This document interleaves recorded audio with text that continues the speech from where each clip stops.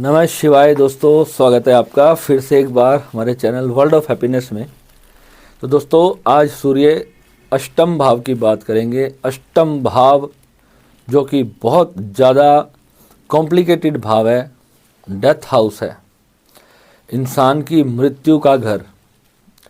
इंसान के जीवन में जितने भी छुपे हुए पहलू हैं वो अष्टम भाव से देखे जाते हैं, और ज्योतिष में ये सबसे ज़्यादा रहस्यात्मक भाव है। यानी इसके बारे में अटकलें लगाना किसी भी सामान्य मनुष्य के बस की बात ही नहीं है। एस्ट्रोलॉजर्स ने, जो भी इसके रिसर्चर्स थे, जो भी ऋषि मुनि हुए, उन्होंने अष्टम भाव पर जितना ज्ञान लिखा है शायद किसी और भाव पर लिखा हो। सबसे ज़्यादा सुप्रीम और बहुत ज़्यादा अननोन भाव है। लाइफ में बड़े अचानक जो जितनी घटनाएं होती हैं, जब भी आप कहते हो कि सब ऐसा चल रहा था और अचानक से ऐसा हो गया, तो वहाँ पर जब आप देखोगे तो वो प्लैनेट, उस भाव का जो कारकत्व होगा, उस क्रिया का जो भी आपकी लाइफ में होगी, और उसका जो कारक घर होगा वो उस वक्त अष्टम भाव में आपको मिलेगा। जब भी आपको कोई ऐसी घटना आपकी लाइफ में आ जाए, अचानक से समथिंग, कोई बड़ा नुकसान हो जाए या कोई बहुत बड़ा फ़ायदा हो जाए, अचानक से किसी की अचानक बहुत बड़ी लॉटरी लग गई, रातों रात करोड़पति बन गया, तो ये जो बड़े मिराकल्स होते हैं ये सब अष्टम भाव से होते हैं। जो पेटीएम कंपनी का मालिक था, जब उसने पेटीएम ऐप बनाई थी ना, तो उसने एक रात पहले सोचा भी नहीं था कि ज़िंदगी में उन्होंने कभी ये ड्रीम भी नहीं देखा होगा कि जो हम करने वाले हैं वो इतना बड़ा कुछ करने वाला है। तो उन्होंने क्या किया, एक ऐप बनाई कि डिजिटल मनी एक दूसरे के अकाउंट्स में कैसे ट्रांसफ़र कर दें। तो उन्होंने दिमाग लगा करके वो ऐप जो है वो लॉन्च कर दी, और एक ही दिन में जब वो लोगों ने उसको डाउनलोड किया और पैसे भेजना वगैरह स्टार्ट किए, तो लोगों को इतना कंफर्टेबल लगा कि धड़ाधड़ करोड़ों लोगों ने उसको 2-4 दिनों के अंदर ही डाउनलोड कर लिया, और पेटीएम जो है उस ईयर की सबसे बड़ी कंपनी बन गई, और 3000 करोड़ का बिजनेस उठा लिया उस ऐप ने विद इन पहले ईयर के अंदर ही। और आज पेटीएम एक चाय वाला भी यूज़ करता है, एक रिक्शे वाला भी यूज़ करता है, और दुनिया के आप बड़े बड़े भारत के आप कहीं भी होटल्स में जाओगे, कहीं भी जाओगे, तो आपको सामने सबसे पहले पेटीएम का स्कैन लगा हुआ दिखाई देगा। और पेटीएम के बाद गूगल तक को गूगल पे लॉन्च करना पड़ गया, फ़ोन पे जैसी कंपनियां आ गई, भारत पे जैसी कंपनियां आ गई। कितने भी कॉम्पिटिटर्स आए मगर पेटीएम को हिला नहीं पाए। पेटीएम के मालिक की कुंडली में ऐसा क्या योग था जो अचानक से इतना बड़ा बूस्ट उसके जीवन में मिला। ये जो प्लैनेट्स होते हैं यहाँ पर तो कमाल करते हैं। अगर बहुत अच्छी अवस्था में हो तो रातों रात आपको सब कुछ देने के जो है वो काबिल होते हैं, और रातों रात आपको राजा से रंक बनाने की जो क्षमता है वो भी अष्टम भाव की है। अचानक से पता चला मृत्यु हो गई, अचानक से कोई बहुत बड़ी बीमारी आ गई, अचानक से कुछ बहुत बड़ा रिलेशनशिप लॉस हो गया, रिश्तेदारी में किसी अपने की मृत्यु हो गई या अपनी ही हो गई। अचानक जो घटनाएं घटती हैं, जब खराब प्लैनेट्स इस भाव से होकर के गुजरते हैं, तो लाइफ में बड़े बड़े मेजर इंसिडेंट्स, अचानक होने वाले इंसिडेंट्स यहाँ से आते हैं। एक एस्ट्रोलॉजर हूँ, अष्टम भाव को इसलिए इतना ज़्यादा गहराई से समझता हूँ क्योंकि अष्टम भाव दुर्भाग्य का भाव है। यानी कि जिस भी भाव का स्वामी अष्टम भाव में चला जाएगा, या अष्टम भाव का स्वामी जिस भी भाव में चला जाएगा, वो चीज़ें आपकी दुर्भाग्य जीवन का बन जाता है। वहाँ डिनाई होता है, डिले होता है, डिनायल होता है। यानी कि इन तीनों में से कुछ भी हो सकता है। देरी होती है, लॉसेस होते हैं उस रिगार्डिंग। आप होल लाइफ आप ज़रूर कहते हो कि इस पार्ट से मैं लाइफ में बहुत दुखी रहा, इस चीज़ से हमेशा मुझे कष्ट रहा। छुपा हुआ सीक्रेट जो है, जो होता है, ये अष्टम भाव के अंदर आता है। यानी कि आपकी जो भी लाइफ के सच है ना, जो सिर्फ आप जानते हो, वो आपके अष्टम भाव में पड़े हुए हैं। और एक एस्ट्रोलॉजर की कुंडली में अष्टम भाव में जब शुभ ग्रह होंगे, शुक्र होगा, तो बहुत अकेला शुक्र यहाँ पर बहुत अच्छा होता है, और पाप ग्रह यहाँ पर बैठ जाएं तो बहुत ही अच्छे होते हैं। गर्म ग्रह सूर्य, अगर हम सूर्य की बात कर रहे हैं तो यहाँ पर यह समझ लो कि सूर्य को मैं पाप ग्रह नहीं मानता। सूर्य के लिए जो वैदिक एस्ट्रोलॉजी भी लिखती है, इसे क्रूर ग्रह लिखती है। यानी कि हमारे साथ ये थोड़ी सी क्रूरता करता है, बुरा नहीं करता, क्रूरता करता है। यानी कि ये हमें एक डंडे से कुछ टीच करना चाहता है, कुछ बनाना चाहता है बलपूर्वक, हमें क्रूरता से, जैसे कहते हैं ना, डांट डपक के एक लाइन पर लेके आ जाता है अष्टम भाव का सूर्य। क्रूरता से हमें किसी प्रोफेशन में धकेलता है, कहीं भी लेकर के आता है। जैसे मेरे को अचानक से रातों रात मेरे मन में एक विचार आया कि कुंडलिनी वाला वीडियो बनाया और आप लोगों की सहायता करने का एक छोटा सा भाव था। मैंने कभी सोचा भी नहीं था कि मैं यूट्यूब को फुल टाइम करूँगा और एस्ट्रोलॉजी को फुल टाइम करूँगा। मैं एस्ट्रोलॉजी सिर्फ अपने पैशन के लिए, अपने फैमिली के लिए और अपने लिए सीखता था, मगर मेरे को पता ही नहीं था कि मेरा प्लैनेट मुझे इतना गहराई में क्यों लेता जा रहा है। जीवन में ऐसी ऐसी घटनाएं घटती थी, रोज़ मैं उसको अपनी कुंडली पे चेक करने लगा और धीरे धीरे धीरे धीरे मैं उसका अपने आप को, मैं मास्टर तो मैं नहीं कहूँगा क्योंकि मेरे से बड़े बहुत पढ़े हैं, मगर ये पक्का है कि बड़े बड़े मास्टर्स भी जिन योगों को ढूंढ नहीं पाए, जीवन में जो व्यक्ति जितना ज़्यादा दुर्भाग्य लेकर के आता है तो उतनी ज़्यादा एस्ट्रोलॉजी वो करता है। मुझे लोग ये कहने लगे थे कि सर आप ना इतनी हर बात को ही एस्ट्रोलॉजी से क्यों देख के चलते हो, कि आज ये घटना घटेगी, आज ग्रह ऐसा नहीं है, तो आप पहले से ही आप नेगेटिव हो जाते हो। क्योंकि मैं इसलिए उस चीज़ को लेकर नेगेटिव होता हूँ क्योंकि मुझे भीतर से पता होता है कि मैं जितना मर्जी एफर्ट कर लूँ, घटना वही घटनी है। और होता क्या है, वो घटती है घटना, वो घटना घटती है और उसके बाद एस्ट्रोलॉजर और ज़्यादा स्ट्रॉन्ग हो जाता है, अपनी विश्वास जो होता है अपनी विद्या पे उसे और ज़्यादा बल देता है, उसे और ज़्यादा स्ट्रॉन्ग करता है। तो सीक्रेसी, अष्टम भाव की सीक्रेसी, और सूर्य जैसा प्लैनेट हो, सूर्य अष्टम भाव का लंबी आयु देता है और एस्ट्रोलॉजर बनाता है। तो मेरे तो 4-4 प्लैनेट बैठे हुए हैं यहाँ पर। ओशो के अष्टम भाव में 5 प्लैनेट थे, एक ही प्लैनेट मेरे से ओशो का और यहाँ पर फालतू था, और वो था बृहस्पति। अब बृहस्पति जैसा घर जो त्रिक भावों में चला जाए उसे कहते हैं कि खराब फल देगा, मगर ओशो तो एक महान गुरु बन गए। कैसे बन गए? क्योंकि उनके पास ध्यान योग था, वहाँ पर अष्टम भाव में सूर्य भी था, अष्टम भाव में शुक्र भी था ओशो का, बुध भी था और मंगल था ऊर्जा का कारक। तो मैंने अपनी कुंडलियों को, तो बहुत सारे जो ऐसे लोग हैं जो मैं देखता था कि जो स्पिरिचुअल लोग हैं उनकी कुंडली से मैं हमेशा कंपैरिजन करके देखता था कि किस ग्रह ने मुझे ज्ञान दिया। मैं सुबह आंख बंद करके बैठता हूँ तो जैसे ब्रह्मांड से कोई संकेत मिलते हैं मुझे, वो क्यों, कौन सी ऐसी चीज़ है जो मुझे सहायता देती है, मुझे पहले से उस चीज़ के बारे में बताती है कि ये घटनाएं घटने वाली हैं। ये जो इंट्यूशन पावर है, कोई अपना बहुत ज़्यादा विश्वास पात्र व्यक्ति बुरा करने वाला होता है ना, पहले से मुझे आत्मा मेरी आवाज़ दे देती है कि ये इंसान मेरे साथ गलत करेगा, पहले ही आवाज़ आ जाती है। मैं उसके प्रति पहले से ही अवेयर हो जाता हूँ और अपने मन को, अब दुख तो होता ही है मगर उसको संभालना पड़ता है फिर। और दुर्भाग्य का हाउस है, और जो सेपरेटिव जो चीज़ें हमें जो करती है दुनिया से, तभी तो हम स्पिरिचुअलिटी में गए, क्योंकि जब तक हमें चोटें नहीं लगेंगी तो हम परमात्मा की तरफ जाते ही नहीं। अगर हमें संसार मिलता तो हम अध्यात्म में ना जाते, संसार में ही फंसे रह जाते। तो अब भगवान का थैंक्स निकलता है कि भगवान आपका थैंक्स कि आपने मेरे जीवन में वो चीज़ें करी, नहीं की होती तो मैं कभी ध्यान योग की तरफ जाता ही नहीं, कभी साधनाओं में जाता ही नहीं। और गुप्त विद्याओं का, तंत्र का, आध्यात्मिक सीक्रेसी का, बड़े से बड़ी महावशीकरण विद्या या संजीवनी विद्या, संजीवनी जो शक्ति है, आपने मृत संजीवनी का नाम सुना होगा, कि मरे हुए को जीवित करने का जो बल होता है वो अष्टम भाव के शुक्र के पास होता है। उसके पास एक ऐसी विद्या कही जाती है जिसे संजीवनी विद्या कहते हैं, वही हमारी श्री विद्या साइंस है। हमारी श्री विद्या की जो साधना है वो वही संजीवनी शक्ति है जो अष्टम भाव में बैठ करके शुक्र देते हैं। और जब शुक्र अच्छे हों, बलवान हों, पावरफुल हो, अकेले बैठ जाएं तो मजबूती की उसका कोई सीमा नहीं। मैं 4 हाउस से इसलिए क्या देखता हूँ अपने आप को, क्योंकि 2 पद्धतियाँ होती है एस्ट्रोलॉजी को समझने के लिए। आपको जो मैं यहाँ पर चीज़ें बता रहा हूँ, आपको ये बहुत गूढ़ रहस्य वाली चीज़ें हैं, आपको काम आएंगी।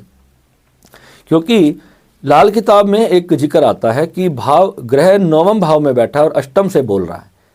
लोग कंफ्यूज हो जाते हैं कि बैठा 9th हाउस में है, फिर 8वें से कैसे बोल रहा है? बोलता थोड़ी है ग्रह, वो बोलने का जो मतलब लाल किताब कह रही है कि जो प्रभाव है वो ज़्यादा 80-90% जो उसका प्रभाव है वो अष्टम भाव से दे रहा है, 10% भाव जो प्रभाव है वही सिर्फ नवम भाव दे रहा है। तो मेरी कुंडली में सूर्य, बुध और मंगल तीनों नवम भाव में बैठ करके अष्टम भाव से बोलते हैं। अब अष्टम भाव की जब मैंने अपनी सारी जब प्रेडिक्शंस बनाई और अपने जीवन को उसके साथ जब मैंने टैली किया तो अष्टम भाव बहुत ज़्यादा प्रबल मेरे जीवन में था और सारी घटनाएं अष्टम भाव वाली हो रही थी। जितनी भी चीज़ों को गहराई से रिसर्च करने के लिए बुध का अष्टम भाव में आना बहुत ज़रूरी है और मेरे को बुध अष्टम भाव से बोल रहा था। लाल किताब वाले कहते थे कि 9th हाउस में जब बुध जाता है ना तो उस व्यक्ति की स्मरण शक्ति 0 होती है। और मेरी तो बचपन की जो एक चीज़ मैंने कभी देखी थी वो आज तक मेरी आंखों से हटी नहीं। ऐसी स्मरण शक्ति तो अष्टम भाव का बुध देता है। तो मैंने उसको केपी एस्ट्रोलॉजी से जब मैंने उसको टैली किया तो मैंने क्या पाया, जो सटीकता है, जो ग्रह कहाँ बैठा है, कहाँ से उसकी रेमेडी करनी है। लोग लगन में कोई ग्रह बैठा है और वहीं से उसकी रेमेडी करना स्टार्ट करते हैं, ये महामूर्खता हो जाती है। ये मूर्खता नहीं कहूँगा, इसे अज्ञान कहूँगा कि जाने अनजाने ग्रह का उपाय कर दिया, और उपाय कर दिया तो वर्ष भर के लिए वो ग्रह अपना फल देना समाप्त कर देता। सीक्रेट भाव है अष्टम, और सीक्रेट पर्सनैलिटी होती है। जिसके अष्टम भाव में सूर्य होगा वो बहुत सीक्रेट व्यक्ति होगा। आपको लगता है कि क्या मैं सीक्रेट इंसान हूँ? मैं सब कुछ खुले आम बेधड़क होकर यूट्यूब पे बोलता हूँ, अपनी पूरी ज़िंदगी सुनाता हूँ, मगर ये सच में अष्टम भाव बहुत बड़ा सीक्रेट होता है। यहाँ पर मेरी ज़िंदगी के ऐसे बहुत सारे सीक्रेट है जो मैं आपसे शेयर ही नहीं कर सकता, क्योंकि सूर्य मेरा बैठा अष्टम भाव में, और कुछ चीज़ें हैं ऐसी जो आप जान लो तो आपके लिए विनाशकारी हो सकती हैं। साधनाओं की कुछ चीज़ें ऐसी होती हैं, जैसे नेगेटिव थॉट्स के बारे में मुझसे लोग बात करते हैं। अगर आप, मुझे पता है आपकी कुंडली में अगर मान लो कोई बहुत विनाशकारी योग है तो मैं आपको उसके बारे में नहीं बताऊंगा। वो मेरे परिवार के लिए अगर कोई ऐसी चीज़ है जो मुझे लगता है कि मुझे नहीं, अपनी ज़बान पे भी नहीं लानी चाहिए क्योंकि वो मेरे परिवार की हेल्थ के लिए अच्छा नहीं है, तो मैं उसको जब तक उसकी सारी रेमेडीज़ नहीं कर लूँगा तब भी फिर मैं शांत रहूँगा, उस चीज़ को अपने मन में ही दफन कर दूँगा। जो भी चीज़ें ज़िंदगी में हुई तो उसको, यानी कि दर्द, जहर, दुख, दुर्भाग्य, उसको पानी में घोल करके पी जाता है अष्टम का सूर्य। और अगर आपका अष्टम में सूर्य है तो आप देख लेना शुभ अवस्था में होगा। और सिंह राशि है मेरी, अगर आपकी ऐसी कोई प्रबल पावरफुल राशि बन रही है अष्टम भाव में और सूर्य बैठा है तो आपको ये सारी चीज़ें आपको देखने को मिलेंगी। और बहुत ज़्यादा हिडन होता है। हिडन यानी कि हिडन का मतलब ये नहीं है कि वो अपना व्यक्तित्व को ही छुपा लेगा, वो अपने दुख दर्द को छुपाएगा। जो उसकी लाइफ की सबसे पेनफुल सिचुएशंस रही होंगी वो लोगों से ज़्यादा शेयर नहीं करता, क्योंकि वो जान लेता है एक समय पे आकर के कि दुख तो जीवन का साथी है और कुछ ना कुछ घटनाएं हमारे साथ ऐसी हैं जो हमें एक्सेप्ट करनी पड़ती हैं, क्योंकि ग्रह कहीं से भी बैठा हो तो फिर वो अपना नेगेटिव एक्सपेक्ट भी पूरा देगा और पॉजिटिव एक्सपेक्ट भी पूरा देगा।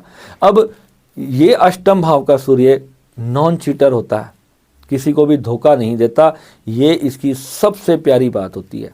अगर आप में से किसी का भी ये योग है, आप कभी भी किसी को चीट नहीं करोगे, यानी कि आपके अंदर इतनी दिलेरी होगी कि मेरी गलती से अगर मुझे कितनी बड़ी चोट भी पड़ रही होगी, आप झूठ बोल भी लोगे, आप 2 दिन बाद, 4 दिन बाद, 10 दिन बाद, 20 दिन बाद ना आप खुद जाके अपने उसी व्यक्ति को जिसके साथ भी आपका कोई डिस्प्यूट बनेगा ना, आप उसको जा करके बोलोगे। आपकी आत्मा है सूर्य, और आत्मा अष्टम भाव में जाएगी तो गहराई में चली गई, अपनी गहराई से बहुत अंतर से आप कनेक्ट हो गए अपनी आत्मा से, क्योंकि सूर्य अष्टम में गया और शमशान में सूर्य चला गया, आपकी आत्मा ही शमशान में चलेगी।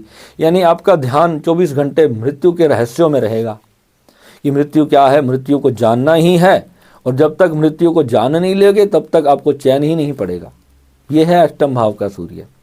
किसी एस्ट्रोलॉजर ने आपको इतनी डीप इसकी प्रेडिक्शंस नहीं बताई होंगी आपके चरित्र के बारे में और आपके स्वभाव, अष्टम भाव का सूर्य क्या क्या करता है। और जब आप उसमें बैठे ही हो, आपकी आत्मा वहाँ पर बैठी है, तो वो जो है किसी को धोखा देने की, बुरा करने की ये भावना कभी लेकर के ही अपने बीच में नहीं आ सकती।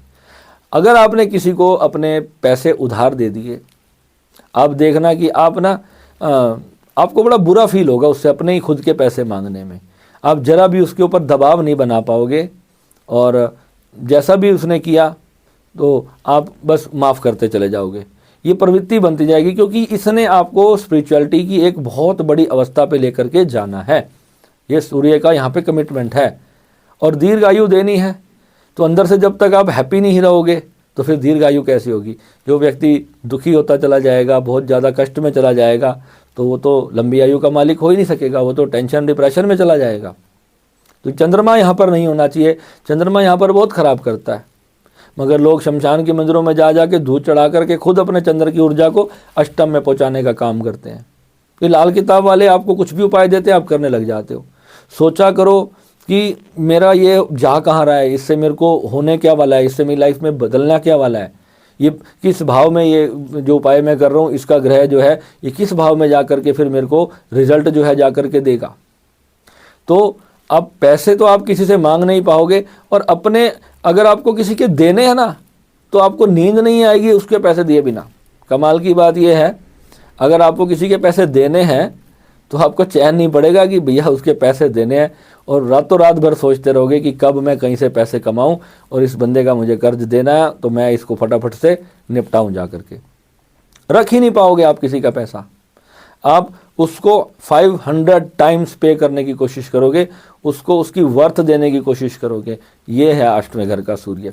और आपकी जो ससुराल होती है, अगर आप स्त्री हो तो आपका पति का जो मम्मी का घर होता है, यानी पति के जो पेरेंट्स होते हैं, उनके साथ आपकी बहुत अच्छी बनती है। उनका आपको प्यार मिलता है, साथ मिलता है, सपोर्ट मिलता है। तो कितने लोग होते हैं जो कहते हैं मैं तो अपने ससुराल में पैर ही नहीं रखना चाहता।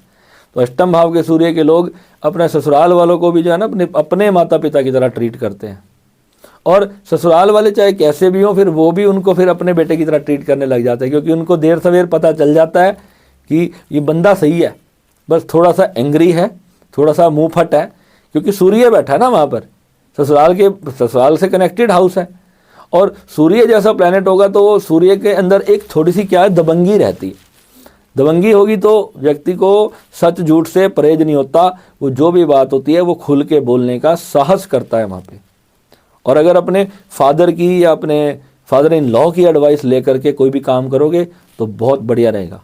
फादर की एडवाइस यहाँ पे बहुत ज़रूरी है। यहाँ पे यानी आप कोई भी बड़ा डिसीजन लेने जा रहे हो, आपको लगता है कि मेरे फादर को इसकी नॉलेज नहीं है, फिर भी अगर आप उनको बताओगे कि मैं ये काम करने जा रहा हूँ, मैं इसमें मेरे को अच्छा रहेगा या बुरा, आप अपनी सलाह दो। आशीर्वाद पिता का बहुत ज़्यादा संजीवनी का काम करेगा यहाँ पे आपका, क्योंकि अष्टम घर जो काल पुरुष की कुंडली में मंगल का घर भी है।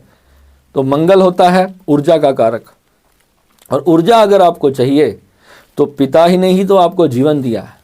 तो मंगल और सूर्य जब आपस में मित्र हो किसी कुंडली में और कनेक्टेड हो, एक दूसरे से रिजेंबल कर रहे हो, कनेक्ट कर रहे हो, तो बहुत ज़्यादा जो है आपको गुणवान बना देंगे। आपकी सेकंड हाउस को दृष्टि जा रही है यहाँ से सूर्य की, तो आपकी जो स्पीच होगी, जो आप बात करोगे, उस बात में एक ठोस वजन होगा। वो बात हवाई बात आप नहीं करोगे, जो भी बात करोगे वो बहुत सॉलिड होगी, रिसर्च्ड बेस होगी। ये अष्टम भाव का सूर्य आपको बख्शता है। अब यहाँ पे आपका जो ऑरा मंडल है, जो बॉडी के चारों ओर, ये इतनी गहरी और बड़ी बात बता रहा हूँ। अगर आप स्पिरिचुअलिटी में चले गए, आप हीलिंग साइंस में चले गए, आप रेकी विद्या में चले गए, आपने जो है पैरा एटॉमिकल जो चीज़ें होती हैं और जो स्पिरिचुअल साइंसेज होती हैं, जो यूनिवर्सल चीज़ें होती हैं, जो एस्ट्रोलॉजी बेस्ड हैं, एस्ट्रोनॉमी बेस्ड हैं, या साइकोलॉजी बेस्ड हैं, फिलॉसफी बेस्ड हैं, तो इन चीज़ों में आपको अध्यात्म की नॉलेज, आपको अंतर्ज्ञान होना बहुत ज़रूरी है। और अंतर्ज्ञान होगा तो आपका ऑरा इतना प्रबल होगा कि लोग आपके पास आएंगे, आपके साथ बैठ करके सिर्फ आपसे बात करके ना अपना दुख सुनाते ही आपको भगवान का एक ऐसा वरदान मिला हुआ है कि आपको लोग अपना दुख सुनाएंगे और उनका दुख खत्म हो जाएगा। यानी उनको ऐसा लगेगा कि बस मेरे मन को एक शांति मिल गई। ऐसा लव हीलिंग आपके अंदर से निकलती है। भगवान की ये कृपा होती है अष्टम भाव वालों पर, ये बहुत बड़ी कृपा होती है जब सूर्य हो और यहाँ शुक्र बैठा हो साथ में, तो और बलवान है। थोड़ा सा मैरिड लाइफ के लिए थोड़ा सा भले ही पत्नी के साथ नोकझोंक भले ही करा सकता है थोड़ा मैं बोल देता हूँ, कोई बात नहीं, होती रहती है सबकी। तो सूर्य शुक्र को आप बैलेंस करके चलोगे तो सब बढ़िया चलेगा। जब आपको पता है कि मेरा ये प्लैनेट है और ये मुझे ऐसा रिजल्ट दे सकता है, तो वहाँ पर थोड़ी सी चीज़ों को ट्यून अप करने की ज़रूरत है। होता है ना इक्विलाइजर, कभी वाइफ की आवाज़ ज़्यादा तेज चलेगी ना तो उसको थोड़ा कम कर दो उसको कम करने के लिए थोड़ा आपको सूर्य जोरदार दिखाना पड़ेगा। अब आपका ज़्यादा गुस्सा आ रहा है, वाइफ दब गई, तो आपको थोड़ा अपनी आवाज़ को कम करना है। यानी कि ये चीज़ है, आपको बैलेंस लेकर के चलना है, झगड़े नहीं करने हैं। सूर्य शुक्र का झगड़ा नहीं करना, घर खराब होगा, गृहस्थी खराब होती है। इसको आपको, उससे आपको फिर हेल्थ इश्यूज आएंगे, क्योंकि शुक्र जब खराब होगा तो आपको हेल्थ इशू आने पक्के हो जाते हैं। आपको भगवान की पहले ही इतनी बड़ी ब्लेसिंग मिली हुई है, तो आप जो है लोगों को हील करो, लोगों के दुख दर्द बांटो, लोगों की सेवा करो। इससे आपका सूर्य शुभ होता जाएगा और नाम, प्रसिद्धि, यश और दुनिया का प्यार, दुनिया की ब्लेसिंग, दुनिया की दुआएं आपको मिलेंगी, दुनिया का आशीर्वाद आपको मिलेगा। जितनी गौ माता की सेवा यहाँ पर बैठ के करोगे उतना ज़्यादा आपको लाभ मिलेगा, क्योंकि सेकंड हाउस को देखता है। सेकंड हाउस गौशाला धर्म स्थान है, उसको देखता है। गौशाला की सेवा करोगे, गुड़ खिलाओ, गाय को जो भी खिलाओ, चारा खिलाओ, जो भी पालक खिलाओ, जो आपका मन करता है। गौ की सेवा तो मैं हर रोज़ 10, 20, 50 बंदों को पकड़ पकड़ के बोलता हूँ कि तुम्हें गौ सेवा करनी है, क्योंकि गौ सेवा का मैंने रिजल्ट देखा है अपनी लाइफ के अंदर। गौ सेवा सच में आपको आत्मा कारक बनाती है, आपको महाविद्वान बनाती है, आपको संसार का भी सुख देती है और परलोक का भी सुख देती है। गौ माता के आशीर्वाद में बड़े से बड़े अनिष्ट कारक योग को काट देने की सामर्थ्य है। गुरु के आशीर्वाद से 1000 गुना पावरफुल अगर कुछ है इस दुनिया में तो वो गौ सेवा है। तो पॉजिटिव ऑरा है आपके पास, पॉजिटिव हीलर हो, दुख लेने की आपकी आदत बन जाती है, लोगों को दुख हरते हो, वहाँ पर थोड़ा सा जागरूक रहना जरूरी है यहाँ पर, क्योंकि कई लोग आपका फ़ायदा बहुत उठाते हैं। फ़ायदा इसलिए उठाते हैं क्योंकि उनको पता है भाई ये बोलता तो कुछ है नहीं, इसको जैसा कह लो बस कर तो देता ही है। हाँ, आपको अपने हिसाब से चलाने की कोशिश की जाएगी, तो वहाँ पर आपको थोड़ा सा क्या है, आपका दिल तो नहीं मानेगा, मगर फिर भी कोई बात नहीं, इतना ज़्यादा अनकंडीशनल नहीं होना दुनिया के लिए कि आप वैसे तो हो ही नहीं पाओगे, आप कंडीशन लगा ही नहीं पाओगे। ये ऐसा ग्रह यहाँ पर सूर्य होता है कि आप कंडीशन लगा नहीं पाते, मगर फिर भी मैं कहता हूँ कि थोड़ा सा प्रायोरिटाइज करो अपनी लाइफ को, कि दुनिया पर लोगों से इतना प्यार भी मत करो कि आप खुद को भूल जाओ, और जब आपको उनके प्यार की ज़रूरत पड़े तो आपको मतलब जो है धोखा मिल जाए। उस वक्त आपको जो है आपको पता चले बिल्कुल लास्ट मोमेंट पे आपको चीटिंग हो गई, तो आपको कोई मदद करने वाला नहीं खड़ा हुआ। तो ऐसे काम मत करना, थोड़ा सा लोगों से उतना ही रखो जो सच में आपके साथ हैं, दिल से हैं, जो जुड़े हुए हैं आपके साथ, आपको सच में प्यार करते हैं, उनके लिए करो, चाहे फिर वो दोस्त हैं, चाहे वो पड़ोसी क्यों ना हो। क्योंकि अष्टम भाव का जो सूर्य होता है ना, वो लोगों को जा जा के उनकी मदद करता है, पकड़ पकड़ के कहता है भाई मैं तेरे को भी सिखाऊं, तेरे को भी सिखाऊं, तेरे को भी सिखाऊं। ये बीमारी है हम लोगों की, तो इसको समझना है। अब जिसको नहीं कद्र है उसको फिर छोड़ दो एक बार के लिए, आपको ये ध्यान रखना है, क्योंकि आपके पास स्पिरिचुअल ज्ञान है, और स्पिरिचुअल ज्ञान लोगों को कईयों को नहीं चाहिए होता। मेरे एक मित्र ने मुझे कहा था कि यार तू लोगों के लिए इतना समय देता है, इतना लोगों को समझाता है, लोग उसकी वैल्यू तो करते ही नहीं, तो क्यों ना तू यूट्यूब पर बैठ जा, किसी को तेरी ज़रूरत होगी तो वो जो पात्र होगा, वो जो सही जिसको नीड होगी ना, वो तेरी बात को सुनेगा। और मैंने कहा यार पता नहीं मुझे ये क्या होता है कि मेरे को जो मिला है ना, मेरा मन करता है मैं बांटूँ दुनिया को, क्योंकि इतना बड़ा खजाना अगर आपके पास है और फ्री मिल रहा है, भगवान से फ्री मिल रहा है, तो मन करता है बांटे। ये ज्ञान कारक होता है, आत्मा जागृत होती है हमारी। हम नहीं चाहते कि हमारी विद्या हम ले करके दुनिया से चले जाएं, हम किसी को दे करके ना आ जाए, प्रेत योनि को प्राप्त हों, हम नहीं चाहते। वो प्रेत योनि को कोई प्राप्त नहीं होता अगर विद्या ना शेयर करके गया। मगर ये बात क्यों कही जाती है, इसलिए क्योंकि ज्ञान जो है ना, अगर हमें किसी चीज़ का ज्ञान है और वो ज्ञान अगर हम आगे किसी को ट्रांसफ़र नहीं करके गए, तो फिर हमने एस्ट्रोलॉजी की नहीं, हमने दुनिया का विनाश तय कर दिया।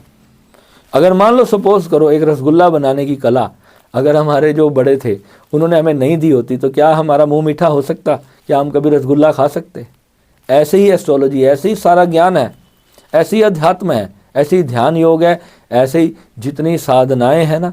अब बाबा बागेश्वर जी हैं, वो उन्होंने जो कर्ण पिशाचिनी की साधना की, उसकी वो भयानक साधना है, वो हर व्यक्ति डरता उसमें हाथ डालने से, मगर वो एक गुरु होते हुए उसका ज्ञान नहीं दे रहे लोगों को, वो साधना नहीं करवा रहे, वो लोगों की चीज़ें तो बताते हैं, मगर वो चाहते तो उस ज्ञान को आगे पहुंचा सकते हैं। वो ज्ञान दुनिया तक कितने और लोगों को उसका, कम से कम वो उनके जाने के बाद भी वो विद्या संसार में जीवित रहेगी।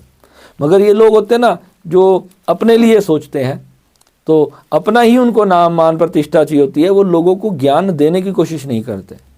और श्री विद्या जैसी साधना को अगर कोई व्यक्ति अपने पास रख के चला जाए तो मैं समझता हूँ उससे बड़ा गरीब इस संसार में कोई नहीं। उसने फिर लोगों को ज्ञान पहुँचाया नहीं। ठीक है, लोगों को सिखाने के लिए समय लगता है, आप उसके लिए चार्ज कर लो, मगर आप ज्ञान को सिर्फ अपने तक ना रखना। ये सूर्य जो है अष्टम भाव में जब आपका बैठा है तो आपके अंदर भगवान ने ये कुदरती गुण दिया है और इसको आपको पहुँचाना चाहिए। डेथ हाउस है, सूर्य यहाँ पर बैठा है, तो डेथ तो भैया बहुत देर से होगी, मगर कई बार थोड़ी सी कष्ट आ जाता है, तो उसके लिए आपको यहाँ पे रेमेडी क्या है, वही सिंपल, गुड़ खिलाओ गौ माता को, जितना खिला सकते हो गुड़ का दान करो, मंदिर में गुड़ का दान करो, गुरुद्वारों में गुड़ का दान करो, है ना, और सूर्य भगवान को जल चढ़ाओ। सूर्य का स्टोन यहाँ पर आप सिद्ध करके धारण कर सकते हो तृतीय हाउस में पहुँचाने के लिए। उसके लिए आप यहाँ पर माणिक्य रत्न पहन सकते हो, रूबी पहन सकते हो आप यहाँ पर। बहुत ही बढ़िया फल आपको सूर्य के लिए अगर आप यहाँ पर ये स्टोन पहनोगे तो आपको वो देगा। अब एक बहुत बड़ी रहस्यात्मक मैं चीज़ आपको बता रहा हूँ जो मेरे खुद के जीवन में घटी है, वो आप देख लेना, आपकी लाइफ में भी ज़रूर हुई होगी। अष्टम भाव में जिसका भी सूर्य होगा, सोसाइटी के लिए ये लोग सच में वरदान होते हैं, समाज के लिए ज्ञान देने के लिए ये ग्रह बहुत अच्छा होता है। मगर इनके सामने कभी भी किसी की मृत्यु आसानी से नहीं होती। यानी अगर कोई व्यक्ति दुनिया छोड़ के जा रहा है, आपके नॉन में ही है, कोई दादा परदादा हैं, वो शरीर छोड़ने का समय आ गया, आप हॉस्पिटल में जाके उनको लास्ट टाइम में आप उनको सी ऑफ करने के लिए खड़े हो गए, तो आपको ये बेशा ध्यान रखना है कि जितनी देर आप खड़े रहोगे सामने वाले का प्राण नहीं निकलेंगे। ये अष्टम भाव का बहुत बड़ा सीक्रेट है। तो आपको यह चीज़ समझनी है कि उस वक्त अगर आपको लग रहा है कि वो व्यक्ति अंतिम सांस से गिन रहा है, तो आपको उसे छोड़ करके वहाँ से उस वक्त चले जाना है और दूर से उसके लिए प्रार्थना करनी है। यानी कि वो आपका चेहरा ना देखे। अगर वो उस वक्त आपको देखता रहेगा तो वो आपका एक ऑरा के अंदर एक ऐसी सुपर एनर्जी है, वो प्राण उसको छोड़ने नहीं देगी, वो तड़पने लग जाएगा। तो ये ऐसी चीज़ हो जाएगी। तो आपको जो है ऐसा ही करना है। मेरी दादी जी के समय ऐसा ही हुआ था। मेरी दादी जी ऑलमोस्ट डॉक्टर ने कह दिया था बस जा चुकी हैं, मगर मैं इतने प्रेम उनको करता था, तो 2 दिन तक मैं उनके सामने बैठा रहा। मैं गीता का पाठ करता रहा और उनको हीलिंग करता रहा कि मेरे को लगता था कि मैं उनको अभी भी बचा लूँगा। पर उनकी अंतिम जो सांस थी वो चल रही थी। और मेरे गुरुजी, मैंने उस समय उनको फ़ोन किया, मैं गुरुजी ऐसे मेरी दादी जो हैं वो शरीर छोड़ के जाने वाली हैं, तो मैं क्या करूं। मैंने अपनी दादी के ना उनको थोड़ा लीवर में प्रॉब्लम आई थी, तो उसके कारण जो है वो बीमार हो गई थी। तो 2-2.5 महीने तक वो बहुत बीमार रही और फिर उनका शरीर छूट गया। तो उस वक्त मैंने उनके नाभि चक्र पे हाथ रख करके नाभि चक्र को जो है शक्तिपात देने की कोशिश की, तो मुझे बहुत बड़ा झटका लगा। जैसे कि परमात्मा का एक क्लियर झटका मेरे को लगा कि मुझे वो नहीं रोकना उनको, यानी उनका समय आ गया था। तो मैंने अपने गुरुजी को बताया कि गुरुजी ऐसे ऐसे हुआ, मैंने अपनी दादी को ऐसे रोकने की कोशिश की शक्तिपात से, तो मेरे को बहुत तेज का झटका लगा। तो गुरुजी ने कहा तुझे ऐसा नहीं करना चाहिए था, तूने किसकी आज्ञा से ये किया। तो मैंने कहा गुरुजी मुझे पता नहीं था। तो मैं आपको बताता हूँ ना कि यही कुंडलिनी जब जागृत होती है तो फिर हम भगवान के कर्मों में हस्तक्षेप करने लगते हैं, तो फिर वो आसान नहीं होता। कई बार वो कर्म इतना स्ट्रांग होता है, फिर वो आपको भगवान झटका भी ऐसा जोरदार देते हैं कि आपको पता चल जाता है कि मेरे को इसमें टांग नहीं अड़ानी। तो ऐसी जब परिस्थिति हो और आप हीलर हो, तो वहाँ पर जो रेकी हीलिंग में मास्टर लेवल जो कर चुके हैं, मैं उन लोगों के लिए बता रहा हूँ। अगर आप मेरा वीडियो देख रहे हो तो आपको किसी ऐसे व्यक्ति को उस वक्त इतना पावरफुल हील करने की कोशिश नहीं करनी। हाँ, कोई बहुत ज़रूरी 1-8 घंटा 2 घंटा किसी को जीवन देना है, कोई बहुत बड़ा काम किसी का रुका हुआ है, तो उस वक्त आप उसे रोक सकते हो। इस तरीके की आप वो अपनी जो विद्या है, अपनी हीलिंग से आप एक आत्मा को प्राण का प्रवाह करके थोड़ी देर के लिए आप उसको रोक सकते हो। मगर वो भी मैं कहता हूँ अगर बहुत ज़्यादा ज़रूरी ना हो तो ऐसा पंगा नहीं लेना चाहिए आपको। और जो लोग डॉक्टर्स हैं, मेडिकल फील्ड में हैं, वो तो कहेंगे हमारा तो पेशा है, मैं तो ऑपरेशन करता हूँ। लोग कितने लोग मेडिकल बेड पे डेथ पे अपना प्राण छोड़ देते हैं, तो उनके लिए ये चीज़ मैं नहीं बोलूँगा। उनका वो काम है, क्योंकि आप उनको जान बचाने के लिए काम कर रहे हो, वो आपका पेशा है, वो आपका बिजनेस है। तो वहाँ पे कोई बात नहीं, वहाँ पे अपना नेचुरल रहो। मगर आपको फिर भी लग रहा है कि वो भी जाने वाला है, तो बस फिर थोड़ी देर के लिए आप अपना आई एम सॉरी बोल के साइड हो जाओ। जब आपको लगे कि सब विफल हो गया, अब मैं उसे बचा ही नहीं सकता, क्योंकि doctor isn't just like an healer, वो अपनी साइंस की तरह से हील कर रहे हैं और हम उनको आध्यात्मिक तौर पे किसी को हील कर रहे हैं। क्योंकि एक बीमारी को हील करने का भी एक समय होता है, वो निकल जाए, बहुत ज़्यादा आपका वो अंग डैमेज हो जाए तो फिर वो हील नहीं हो पाता। मेरे पास एक व्यक्ति का कॉल आया, वो पूरा उसको बॉडी में पोलियो था, उसने कहा गुरुजी क्या ये हील हो सकता है? तो ऐसी चीज़ें हील नहीं हो सकती। तो मगर उसमें भी हम क्या कर सकते हैं, उनको भी काम करने लायक बना सकते हैं। वो आप खुद अगर आप उसको करो, वहाँ पर कोई और इतनी पावरफुल हील आपको नहीं कर सकता कि 1-2 महीने की हीलिंग में आप मतलब चलने फिरने लग जाओ, इतना पॉसिबल नहीं है। मगर यदि आप खुद श्री विद्या की साधना करते हो तो गारंटी से आपके मरे हुए ऑर्गन्स में भी प्राण बहना शुरू हो जाता है। ये प्रामाणिक सत्य है। मेरी 5 साल पुरानी फ़ोटो आप देख लो, मेरी 10 साल पुरानी फ़ोटो देख लो, आप हैरान हो जाओगे। मेरे को आज तक मुझे कितने लोग कहते हैं कि मेरे जो हम उम्र मेरे जो दोस्त हैं वो 50-50 साल के दिखने लग गए। 37-38 की हमारी एज है और वो 50 साल 52 साल जैसी उनकी उम्र दिखने लगती है। यानी उनका जो शरीर पे जो ऑरा है, जो उनका मस्तिष्क पे जो एक तेज होता है, जो ओजस होता है चेहरे का, वो अपनी उम्र के हिसाब से ही काम कर रहा है। मगर एक साधक का ऑरा, एक साधक का ओज जो होता है वो उस तरीके से काम नहीं करता, वो उसके ललाट पे दिखता है। तो ये आपको समझना है कि अगर आप एक गहरे साधक हो तो अष्टम भाव आपकी कुंडली में वहाँ पर कौन कौन सा प्लैनेट बैठा है, they are the key of your success. आपको उसे समझना है और उन ग्रहों को अपना इष्ट मान करके उनकी साधना करनी है। अगर वो पॉजिटिव है, नकारात्मक है, तो फिर उनके लिए आप अपना एनालिसिस लो। वहाँ पे फिर मैं आपको बताऊंगा फिर उसमें क्या बेस्ट पॉसिबल रेमेडीज़ होती हैं, क्योंकि नकारात्मक ग्रह का जब आप दान करने लगोगे वो और ज़्यादा खराब हो जाएगा। आपको हर कोई बोल देता है कि अष्टम भाव में कोई ग्रह खराब बैठ गया तो उसके लिए दान शुरू कर दो। ऐसे नहीं है। दान करने से हमेशा उस ग्रह की ऊर्जा घटती है, कम होती है। इसको मैं पहले भी कई बार मैंने बताया और आज फिर बता रहा हूँ कि किसी भी ग्रह का कोई भी चीज़ आप उठा करके यूं ही दान नहीं किया करो। अपने हाथ से कुछ दान करोगे तो वो एनर्जी आपके ऑरा से हमेशा रिड्यूस होगी। अगर आपको गुरु ने बताया है, आपके जो एस्ट्रोलॉजर हैं, आपके मास्टर हैं, मेंटर हैं, उन्होंने कहा है ये दान करना है, इसलिए करना है, तो ही आपको उसका दान करना है।